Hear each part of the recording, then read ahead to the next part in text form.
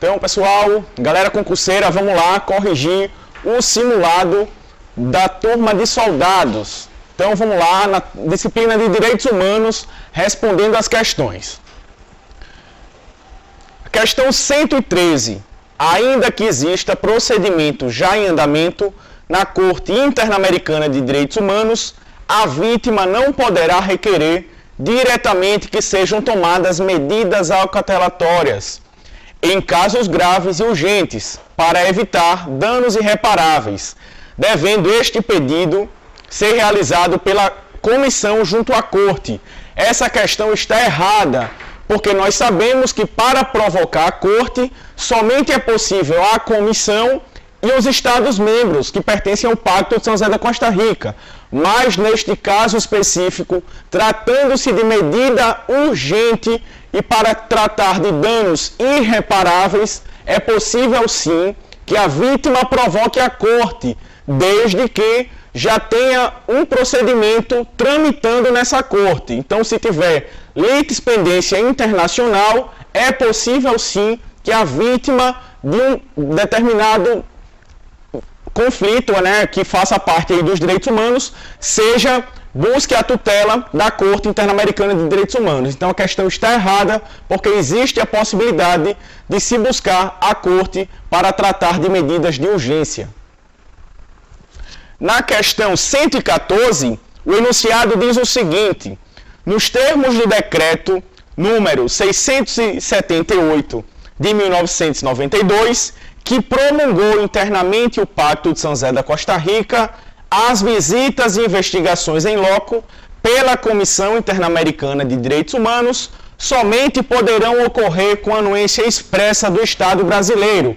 E essa questão está correta. Então, caro aluno, é uma informação importante, porque se você pegar o Pacto de São José da Costa Rica, vai existir um dispositivo que trata da possibilidade de visita em loco, sim, mas o Estado brasileiro não adotou esses artigos que tratam dessa situação, tá? Então o Brasil fez reserva dessa questão e para ocorrer a visita em loco é necessário a anuência do Estado brasileiro. Então a questão está correta.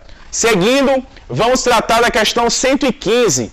Os direitos humanos se consolidaram através do processo de formação histórica, razão pela qual surgem e se solidificam em razão das lutas da sociedade em defesa da dignidade da pessoa. Então, realmente, nós estamos falando aqui do princípio da historicidade, com uma característica importante dos direitos humanos. Esses direitos que vão evoluindo ao longo da história e, consequentemente, fazem parte dessa formação.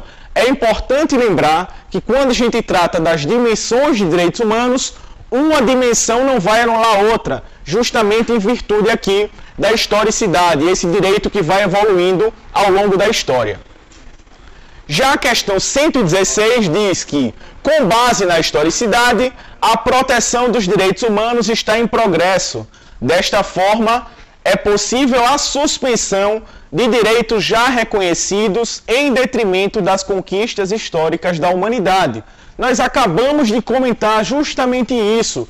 Esse direito vai avançando e não é possível retroceder. Então, consequentemente, essa questão está errada, porque os direitos já alcançados não podem ser suprimidos do ordenamento jurídico, tá? Existe sim uma cláusula aberta, podendo ser avançado e ampliação desses direitos. Agora, consequentemente, a suspensão de alguns direitos que estão estabelecidos e albergados não é possível, tá? Então, esses direitos não podem ser suprimidos e, por isso, a questão 116 está errada.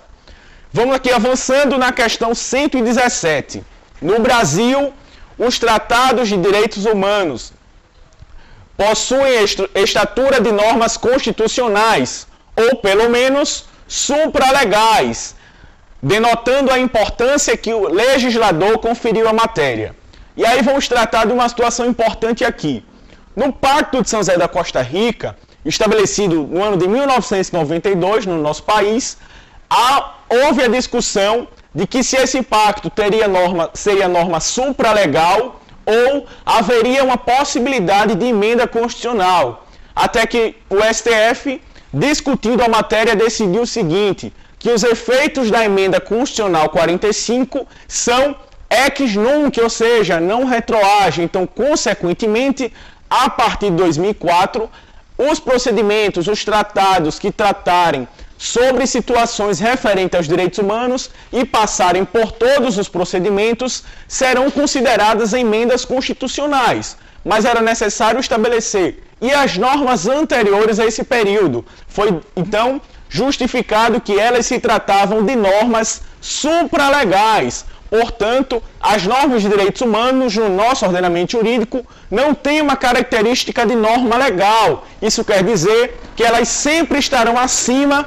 das demais normas, tá? Então, no caso do pacto, existe a Constituição, abaixo estaria o pacto como norma supralegal e as demais leis viriam depois do Pacto de São José da Costa Rica. Um exemplo de um tratado internacional posterior a 2004 é de Marrakech, que então esse tem sim emenda constitucional. Então isso significa que no nosso ordenamento jurídico as normas supralegais ou até mesmo emendas constitucionais, mas nunca as normas de direitos humanos terão a característica de normas legais, vão ter sempre um destaque em relação às demais normas. Isso se justifica pela característica da superioridade normativa dos direitos humanos. Então vamos lá. A terceira geração de direitos humanos estabelece a garantia de direitos individuais, dentre os quais se pode destacar o direito à paz, a autodeterminação dos povos e o meio ambiente equilibrado. Então, aparentemente, a questão fala de tudo certo, com exceção quando fala da garantia de direitos individuais. Os direitos de terceira dimensão são, sim, direito à autodeterminação dos povos, meio ambiente, mas tratam-se de direitos difusos e coletivos, e não de direitos individuais. Então faz uma distinção em relação à primeira e segunda dimensão, que trata dos direitos individuais. Na terceira, nós estamos falando de direitos difusos e coletivos. Portanto, a questão 118 está errada. Já a 119 fala que, apesar dos direitos humanos terem surgido um pouco antes da Primeira Guerra Mundial, a sua consolidação como ramo do direito internacional público ocorre somente após a Segunda Guerra Mundial, com a criação da ONU em 1945. E aí vamos estabelecer nessa situação que os precedentes históricos, ou seja, o direito humanitário, a Liga das Nações e a Organização Internacional do Trabalho foram mecanismos importantes para a afirmação dos direitos humanos em caráter internacional.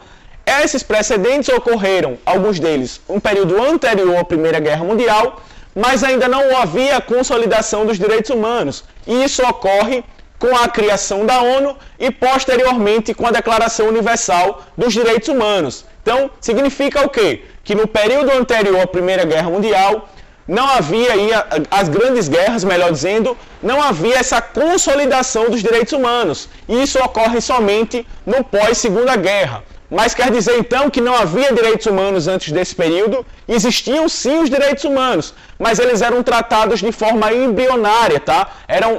Foram situações que estabeleceram e culminaram na consolidação nesse momento pós-guerra, justamente em virtude da necessidade que a população passou a ter de garantias de direitos humanos, porque eles perceberam que as grandes guerras trouxeram uma catástrofe muito grande para a população, por isso era necessária a garantia dos direitos humanos. Então, foi no pós-Segunda Guerra que ocorreu a consolidação dos direitos humanos. E aí, para finalizar, nós temos a questão 120 que diz: os precedentes históricos e a deflagração da Segunda Guerra Mundial implicaram a mudança de consciência da sociedade, que se mobilizou para a internacionalização dos direitos humanos e a consagração das normas juscogens. Questão certa, tá? Então, é justamente isso, esse avanço com a consolidação que se dá por meio dos precedentes históricos, tá? Então, esses precedentes tornam as normas juscogens em virtude da importância da superioridade normativa que são abarcadas aí pelas normas de direitos humanos. Então, foi essa a correção do nosso segundo grande simulado estadual. Então, se você ainda não se inscreveu no nosso canal, inscreva-se. E se ainda não fez a sua inscrição para o nosso curso preparatório, venha fazer parte do IPM, o curso que mais aprova na carreira militar. Então, quer ser militar? Vem para o IPM.